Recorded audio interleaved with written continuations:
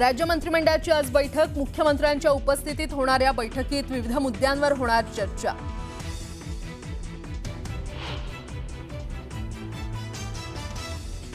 पुण्यातील दीनानाथ मंगेशकर रुग्णालयाच्या कारभाराबाबत राज्य सरकारसमोर 2 अहवाल सादर।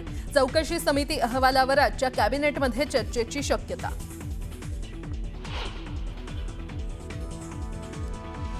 न्यूज 18 लोकमतच्या बातमीचा इम्पॅक्ट। आजच होणार एसटी कर्मचाऱ्यांचा मार्च महिन्याचा उर्वरित पगार। महामंडळाला 120 कोटी देण्याचा जीआर जारी।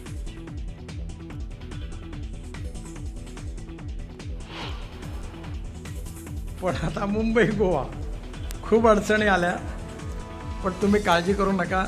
या वर्षीच्या जूनपर्यंत हा रस्ता 100% पूर्ण होईल। पावसाळ्यापूर्वी कोकणवासियांना मोठा दिलासा मिळण्याची शक्यता। मुंबई गोवा महामार्गाबाबत नितीन गडकरींनी दिली नवी डेडलाईन।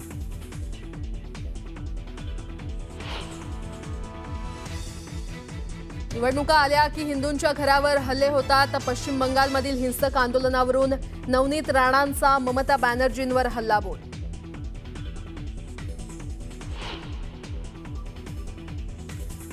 अभिनेता सलमान खान धमकी प्रकरणात बडोद्यातील एका आरोपीची ओळख पटवण्यात पोलिसांना यश। धमकी देणारा मनोरुग्ण असल्याची माहिती। मुंबई पोलिसांनी पाठवली नोटीस।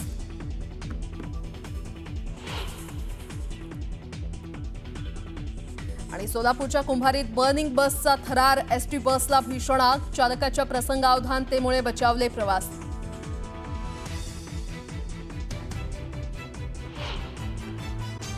भाजपच्या माजी खासदार नवनीत राणा यांनी ममता बॅनर्जींवर जोरदार प्रहार केलाय। पश्चिम बंगालमध्ये सत्तेवर असल्यापासून ममता दिदी यांनी हिंदूंवर अत्याचार केले। जेव्हा जेव्हा निवडणुका येतात तेव्हा हिंदूंच्या घरांवर हल्ले केले जातात। त्यामुळे गरज पडल्यास पश्चिम बंगालमध्ये जाणार असल्याचे राणा म्हटले। अर्थ खात्याचे निर्णय सल्लागारांच्या मदतीने होणार आहेत आणि यावरून रोहित पवारांनी महायुतीला टोला लगावलाय। आर्थिक सल्लागार पद म्हणजे दादांच्या खात्यामध्ये घुसखोरी असल्याचं रोहित पवार म्हटले। आधी एकनाथ शिंदेंच्या खात्यामध्ये घुसखोरी केली, आता अजित पवारांचा नंबर असं म्हणत रोहित पवारांनी अजित पवारांवर देखील निशाणा साधला। कोण कुठल्या शाळेत शिकला किंवा सोन्याचा चमचा घेऊन जन्माला आला यापेक्षा सामाजिक बांधिलकी महत्त्वाची असते। कोणतंही पद नसताना मी एवढं काम केलं, तुमच्याकडे कॅबिनेट मंत्रीपद आहे, त्याचा सुयोग्य वापर करा असा सल्ला देत रोहित पवार यांनी गुलाबराव पाटलांच्या टीकेला उत्तर दिलं। डॉक्टर बाबासाहेब आंबेडकर यांचा पुरोगामी विचारांचा महाराष्ट्र विळख्यात सापडलाय अशी टीका सामनातून करण्यात आली होती। या संदर्भात विचारल्यावर प्रफुल्ल पटेलांनी राऊतांवर निशाणा साधलाय। आलतू फालतू वर्तमानपत्रातल्या अग्रलेखाबाबत मला कशाला विचारता अशी प्रतिक्रिया पटेलांनी दिली आहे। सोलापूर कृषी उत्पन्न बाजार समितीच्या निवडणुकीत भाजप आमदार सचिन कल्याण शेट्टी यांच्या नेतृत्वात भाजप आणि काँग्रेस एकत्र निवडणूक लढवणार आहेत। भाजपचे आमदार सुभाष देशमुख आणि आमदार विजयकुमार देशमुख यांना देखील सोबत येण्याचं आवाहन कल्याण शेट्टी यांनी केलंय। मालवणच्या राजकोट किल्ल्यावर छत्रपती शिवाजी महाराजांचा पूर्णाकृती पुतळा बसवण्याचं काम अंतिम टप्प्यात असून या महिन्यात ते पूर्ण होण्याची शक्यता आहे। दरम्यान मंत्री आशिष शेलार आणि नितेश राणेंनी महाराजांच्या पुतळा उभारणीच्या कामाची पाहणी केली। राज्य सरकारनं नुकत्याच जाहीर केलेल्या नवीन वाळू धोरणाच्या अंमलबजावणीच्या पार्श्वभूमीवर पुणे जिल्ह्यातील नद्यांचं सविस्तर सर्वेक्षण 2 टप्प्यात करण्यात येणार आहे। लिलाव प्रक्रियेमध्ये पारदर्शकता आणि ती प्रक्रिया यशस्वी होण्यासाठी हे सर्वेक्षण वेळेत होणं सध्या गरजेचं आहे। त्यासाठी सध्या मान्सूनच्या अगोदर होणारं सर्वेक्षण लवकरच हाती घेतलं जाणार आहे। मुंबईकरांच्या प्रवासाचा 125 वर्षांपासून कणा ठरलेला एल्फिन्स्टन रोड पूल आता बंद होतोय। वाहन चालकांसाठी पर्यायी मार्ग निश्चित करून प्रशासन मोकळं झालं तरी देखील लाखो पादचारी प्रवाशांचं काय असा सवाल उपस्थित होतोय। नियोजनामध्ये ढिसाळपणा केल्यानं नव्या पादचारी पुलाचं काम अर्धवट आहे आणि त्यामुळे मुंबईकरांची गैरसोय होते।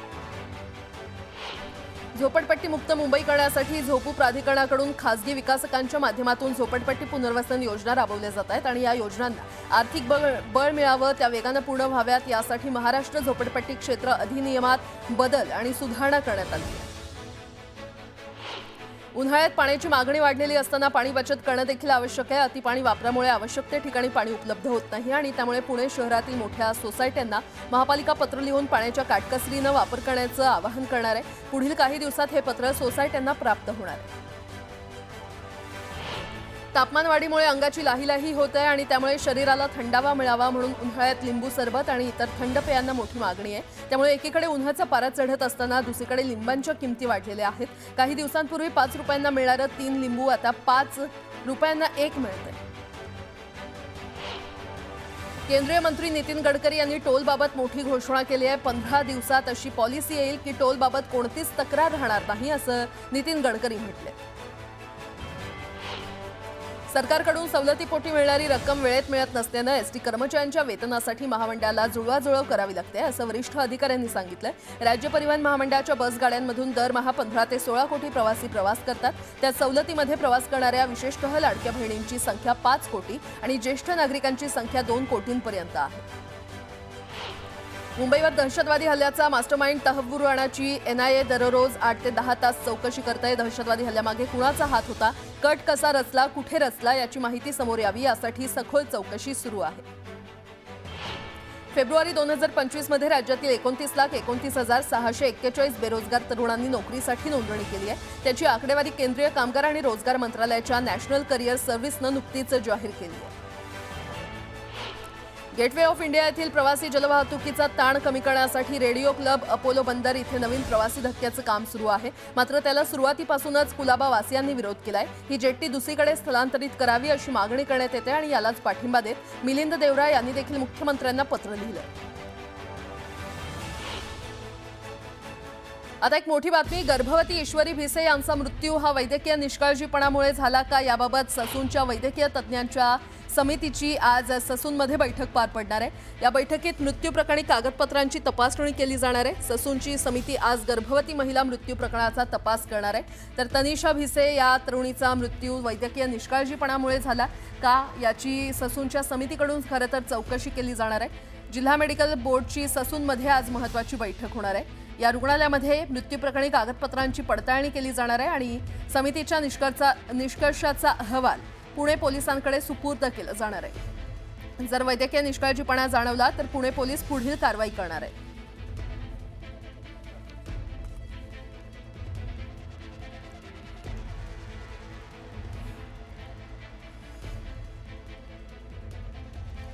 पुन्हा एकदा बातम्या पाहणार आहोत वेगवान स्वरूपात. सलमान खान धमकी प्रकरणात मोठी अपडेट समोर आली आहे. पोलिसांनी बडोद्यातील एका संशयिताची ओळख पटवली आहे. 26 वर्षीय संशयित मानसिकदृष्ट्या आजारी असल्याची माहिती मिळते. तर पोलिसांनी त्याला नोटीस बजावत चौकशीसाठी मुंबईत बोलावलं. दीनानाथ मंगेशकर रुग्णालयाच्या कारभाराबाबत राज्य सरकारसमोर 2 अहवाल सादर करण्यात आले. दरम्यान चौकशी समिती अहवालावर उद्याच्या कॅबिनेटमध्ये चर्चा होण्याची शक्यता आहे. उद्या राज्य मंत्रिमंडळाला दोन्ही अहवालांची माहिती दिली जाणार असून तिसऱ्या अहवालानंतर अंतिम अहवाल मुख्यमंत्र्यांना सादर करणार आहेत. मंत्री गिरीश महाजनांनी एकनाथ खडसेंना अब्रू नुकसानीची नोटीस पाठवली आहे. प्रतिमा मलिन केल्याचा आरोप मंत्री गिरीश महाजनांनी खडसेंवर केलाय. IAS महिलेसोबत संबंध असल्याचा आरोप खडसेंनी महाजनांवर केला होता. दरम्यान याबाबत पुरावे द्या किंवा माफी मागा, अन्यथा कायदेशीर कारवाईला सामोरं जा, असा इशारा मंत्री महाजन यांनी दिला. एकनाथ खडसेंना नोटीस पाठवल्याप्रकरणी विचारलं असता मंत्री गिरीश महाजनांनी बोलणं टाळलं. माध्यमांशी न बोलताच गिरीश महाजन जळगावहून मुंबईकडे रवाना झाले. रणजित कासले विरोधात बीडच्या शिवाजीनगर पोलीस ठाण्यात गुन्हा दाखल करण्यात आलाय. सोशल मीडियावरील पोस्ट प्रकरणात अॅट्रॉसिटी अंतर्गत गुन्हा दाखल झालाय. निलंबित पोलीस उपनिरीक्षक रणजित कासले लोकसभा निवडणुकीदरम्यान आक्षेपार्ह त्यांनी विधान केलं होतं. मुंबई वॉटर टँकर असोसिएशननं अखेर संप मागे घेतलाय. मुंबई मनपा आयुक्तांसोबतच्या सकारात्मक चर्चेनंतर हा निर्णय घेण्यात आलाय. दरम्यान टँकर असोसिएशनला दिलेल्या सर्व नोटीस मागे घेण्यात आलेल्या आहेत. तर यापुढे कारवाई होणार नसल्याचं आश्वासन मनपा आयुक्तांनी दिलंय. भांडूपमधील कुख्यात गुंड्यानं केलेल्या गुन्ह्यांची कलमं लिहिलेला केक कापून वाढदिवस साजरा केल्याचं समोर आलंय. झिया अन्सारी असं या गुंड्याचं नाव असून त्याच्यावर 8 गंभीर गुन्ह्यांची नोंद आहे. बीड जिल्हा रुग्णालयातून एक धक्कादायक बातमी समोर आली आहे. सलग दुसऱ्या दिवशी प्रसूतीनंतर मातेचा मृत्यू झाला. सिझेरियन प्रसूती झाल्यानंतर महिलेवर ICU मध्ये उपचार सुरू होते आणि उपचारादरम्यान या महिलेचा मृत्यू झालाय. जळगावच्या चोपडा तालुक्यात गारपीट आणि अवकाळी पावसामुळे शेतकऱ्यांचं मोठं नुकसान झालंय. दरम्यान यासंदर्भात आमदार चंद्रकांत सोनावणेंनी बैठक बोलावून आढावा घेतला. नुकसानग्रस्त शेताचे पंचनामे करण्याचे आदेश यावेळी सोनावणेंनी दिले. जळगाव शहरात काही तरुणांमध्ये राडा झाला. यानंतर जखमी तरुणांना उपचारासाठी जिल्हा रुग्णालयात दाखल करण्यात आलं. उपचारादरम्यान पुन्हा दोन्ही गट आमनेसामने आले. डॉक्टर आणि पोलिसांसमोरच हे तरुण पुन्हा भिडले. याचा व्हिडिओ सोशल मीडियावर व्हायरल होतोय. नंदुरबारमधील रस्त्यावरून जात असलेला भला मोठा टँकर सर्वांचं लक्ष वेधून घेतोय. पुण्याहून राजस्थानकडे जाणारा हा टँकर 3 महिन्यांपासून प्रवास करतोय.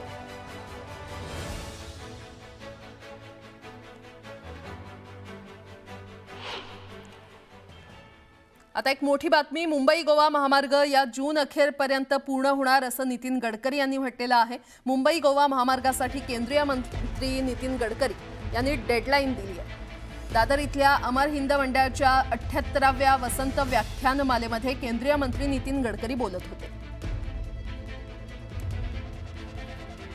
आता मुंबई गोवा आता खूप अडचणी आल्या, पण तुम्ही काळजी करू नका। या वर्षीच्या जूनपर्यंत हा रस्ता 100% पूर्ण होईल, कारण बराच रेंगाळला। एक दिल्ली जयपूर आणि मुंबई गोवा हे आमच्या डिपार्टमेंटमधले थोडेसे ब्लॅक स्पॉट आहे, त्याच्या अडचणी खूप आहेत। पुन्हा एकदा बातम्या पाहणार आहोत वेगवान स्वरूपात। मुंबई बाजार समितीमध्ये रोज 1500 ते 1800 टन आंब्याची आवक होते। याशिवाय थेट शेतकरी ते ग्राहक योजनेअंतर्गत देखील मोठ्या प्रमाणात आंबा मुंबई आणि नवी मुंबईमध्ये दाखल होतोय। सर्व माध्यमातून यावर्षी देखील 500 कोटी रुपयांची उलाढाल होण्याची शक्यता असून जुलै अखेरपर्यंत ग्राहकांना विविध प्रकारचे आंबे उपलब्ध होणार आहेत। बनावट आयडीद्वारे शिक्षक आणि शिक्षकेतर कर्मचारी नियुक्त्या करून सरकारला कोट्यवधींचा चुना लावल्याच्या घोटाळ्याची मुख्यमंत्र्यांनी गंभीर दखल घेतली आहे। नागपूर विभागात 5 अधिकाऱ्यांना अटक करण्यात आली आहे। सूत्रांच्या माहितीनुसार विभागात झालेल्या 580 नियुक्त्यांची चौकशी सुरू करण्यात आली असून या नियुक्त्या रद्द केल्या जाण्याची शक्यता आहे। महावितरणाच्या गो ग्रीन या ऑनलाईन वीज बिल भरणा योजनेकडे राज्यभरातील वीज ग्राहकांनी पाठ फिरवल्याचं स्पष्ट झालंय। योजना सुरू झाल्यापासून 7 वर्षात राज्यातील एकूण ग्राहकांच्या तुलनेमध्ये जेमतेम 1.5% ग्राहकच गो ग्रीन योजनेमध्ये सहभागी झाल्याचं महावितरणाच्या आकडेवारीवरून स्पष्ट झालं। राज्यातील शिक्षकांसाठी वरिष्ठ श्रेणी आणि निवड श्रेणी प्रशिक्षण आयोजित करण्यात येणार आहे। त्यासाठी 15 ते 25 एप्रिल या कालावधीत नोंदणी करावी लागणार आहे। जिल्हा शिक्षण आणि प्रशिक्षण संस्थेतर्फे सर्व जिल्ह्यांमध्ये एकाच वेळी प्रशिक्षण आयोजित करण्यात येणार आहे। राज्यामध्ये उकाडा वाढला असून पुण्यामध्ये पुढील 5 ते 6 दिवस तापमान 40 अंश सेल्सिअसवर जाण्याचा अंदाज वर्तवण्यात आला आहे आणि त्यामुळे नागरिकांना काळजी घेण्याचं आवाहन करण्यात आलं। शिक्षक भरतीसाठी संकेतस्थळावर जाहिराती दिलेल्या शिक्षण संस्थांमधील शाळांमध्ये 2024-25 नुसार मंजूर पदांची पडताळणी करण्याचे निर्देश देण्यात आलेले आहेत। या संदर्भात पडताळणीनंतर जाहिरातांची कार्यवाही करण्याचे निर्देश देखील शिक्षण आयुक्त सचिंद्र प्रताप सिंह यांनी दिले। बिहार विधानसभा निवडणुकीला काहीच महिन्यांचा अवधी राहिलाय, मात्र बिहार विजयाचं भाजपचे स्वप्न धुसर असल्याचं काहीसं चित्र पाहायला मिळत आहे। बड्या मित्रपक्षाचा म्हणजेच राष्ट्रीय लोक जनशक्ती पार्टीचे अध्यक्ष पशुपती कुमार पारस यांनी इंडिया आघाडीसोबत जाण्याची घोषणा केली आहे। एनडीएला रामराम केल्यानं भाजपच्या अडचणी वाढण्याची शक्यता आहे। पंतप्रधान नरेंद्र मोदी यांनी हरियाणा कैथलच्या रामपाल कश्यप यांची भेट घेतली। कश्यप यांनी 14 वर्षांपूर्वी शपथ घेतली होती की जोपर्यंत नरेंद्र मोदी पंतप्रधान होत नाहीत आणि मी त्यांना भेटत नाही तोपर्यंत बूट घालणार नाही। त्यांची ही शपथ अखेर पूर्ण झाली आणि मोदींना हे कळताच त्यांनी कश्यप यांना बूट घालण्यास मदत केली। त्यामुळे पंतप्रधान मोदींच्या कृतीचं सर्वत्र कौतुक होत आहे। जळगाव रेल्वे स्थानकाचा अमृत भारत स्टेशन योजनेमध्ये समावेश होऊन 1 वर्ष पूर्ण झालंय। त्यानंतर अखेर जळगाव रेल्वे स्थानकाचा नवीन बांधकाम आराखडा निश्चित झालाय। त्यानुसार जळगाव स्थानकाचा लवकरच कायापालट होणार असून प्रवाशांच्या सोयीसुविधांमध्ये देखील भर पडणार आहे। नांदेडमध्ये खालसा स्थापना दिन साजरा करण्यात आला। खालसा स्थापना दिनानिमित्त नांदेडमधील सचखंड गुरुद्वाऱ्यामध्ये मिरवणूक काढण्यात आली आणि त्यानंतर प्रतिकात्मक हल्लाबोल करण्यात आला। मुंबई अहमदाबाद महामार्गाला जोडणारा भोयदापाडा सातवली रोडवर प्रचंड वाहतूक कोंडी झाली आहे। दरम्यान या वाहतूक कोंडीमध्ये एक रुग्णवाहिका देखील अडकली। वारंवार वाहतूक कोंडी होत असल्यानं ट्रॅफिक पोलीस नेमण्याची मागणी इथे होते। पुण्याच्या उरुळी देवचीमध्ये भंगारच्या गोदामाला भीषण आग लागली। दरम्यान अग्निशमन दलाकडून आगीवर नियंत्रण मिळवण्यात आलं। सुदैवानं इथे कोणतीही जीवितहानी झाली नाही। पुण्याच्या धानोरीतील एका सोसायटीमध्ये 3 सशस्त्र व्यक्तींनी घुसखोरी केल्याची घटना घडली आहे। काळ्या कपड्यांमध्ये आणि हातात कोयत्यासारखी शस्त्र घेऊन 3 जण सोसायटीमध्ये घुसले। ही संपूर्ण घटना सीसीटीव्ही कॅमेऱ्यामध्ये कैद झाली आहे। उल्हासनगर महापालिकेच्या प्रवेशद्वारावर दिव्यांगांनी डॉक्टर बाबासाहेब आंबेडकर यांची प्रतिमा आणि संविधान हातात घेऊन आंदोलन केलं। दिव्यांगांच्या मानधनात वाढ करण्यासह विविध मागण्यांसाठी हे आंदोलन करण्यात आलं। जळगाव जिल्ह्याला सलग दुसऱ्या दिवशी वादळी वाऱ्यासह गारपिटीचा फटका बसलाय। अवकाळीमुळे केळी, मका आणि कांदा पिकाचं मोठं नुकसान झालंय। तात्काळ पंचनामे करून नुकसान भरपाई देण्याची मागणी शेतकऱ्यांनी केली। अमरावती जिल्ह्याच्या शिरपेचात पुन्हा एकदा मानाचा तुरा रोवला गेलाय। अमरावतीचे रहिवासी असलेले न्यायमूर्ती भूषण गवई हे देशाचे सरन्यायाधीश होणार आहेत। खासदार बळवंत वानखेडेंनी भूषण गवईंचं अभिनंदन करत आनंद व्यक्त केला। जळगावच्या चोपड्यामध्ये 2 बनावट गावठी कट्ट्यांसह 5 जिवंत काडतुसं असा 1,33,000चा मुद्देमाल चोपडा ग्रामीण पोलिसांनी जप्त केलाय. लासूर हातेड मार्गावर 2 तरुणांना ताब्यात घेत पोलिसांनी ही कारवाई केली आहे. वाशिमच्या शिरपूर करंजी मार्गावर मालवाहू मिनी ट्रकला अचानक आग लागली. शेतातील गवत पेटल्यामुळे ही आग लागल्याचा अंदाज वर्तवण्यात आलाय. दरम्यान अग्निशमन दलानं आगीवर नियंत्रण मिळवलं. नेवासा पोलिसांनी मावा बनवणाऱ्या 3 कारखान्यांसह 12 ठिकाणी एकाच वेळी छापा टाकला. या कारवाईमध्ये बंदी असलेला गुटखा आणि सुगंधी तंबाखू, सुपारी, मावा आणि मावा बनवण्याच्या मशीनसह 3.25 लाखांचा मुद्देमाल जप्त करण्यात आला. सोलापुरातल्या कुंभारी येथे एसटी बसला भीषण आग लागली. अक्कलकोटहून कुर्डुवाडीच्या दिशेनं जात असताना ही घटना घडली. इंजिनमधून धूर येत असल्याचं लक्षात येताच चालकाने रस्त्याच्या बाजूला बस थांबवत प्रवाशांनी खाली उतरलं आणि त्यामुळे मोठा अनर्थ टळला. एका 19 वर्षीय मित्रानं आपल्याच अल्पवयीन मित्राला कोल्ड्रिंकमध्ये विष देऊन मारल्याचा प्रकार समोर आलाय. नागपूरच्या हुडकेश्वर पोलीस स्टेशनच्या हद्दीमध्ये ही धक्कादायक घटना घडली. मृत मित्र श्रीमंत घरचा असल्यामुळे तो श्रीमंती दाखवत होता आणि याचा हेवा वाटल्यानं ही हत्या केल्याचं पोलीस तपासात पुढे आलंय. वर्ध्याच्या साहूरमध्ये एसटी बसचा अपघात झाला. अनियंत्रित बस थेट टोल नाक्याच्या दुभाजकावर चढली. स्टेअरिंग लॉक झाल्यानं हा अपघात झाल्याची माहिती आहे. या अपघातात 5 प्रवासी किरकोळ जखमी झाले. यवतमाळच्या गाडगेनगर भागात शुल्लक करण्यावरून पतीनंच पत्नीची हत्या केली आहे. दरम्यान पोलिसांनी आरोपी पतीला ताब्यात घेतले. चिमूर तालुक्यातील भिसी जांभूळघाट मार्गावर क्रेनच्या धडकेत एका महिलेचा मृत्यू झाला. दरम्यान या घटनेनंतर गावकरी आक्रमक झालेत. घटनास्थळी संतप्त गावकऱ्यांनी आंदोलन केलं. डहाणूच्या महालक्ष्मी येथे सुरू असलेल्या यात्रोत्सवाजवळील जंगलाला भीषण आग लागली. या आगीमध्ये 2 ते 3 किलोमीटरचा भाग जळून खाक झालाय.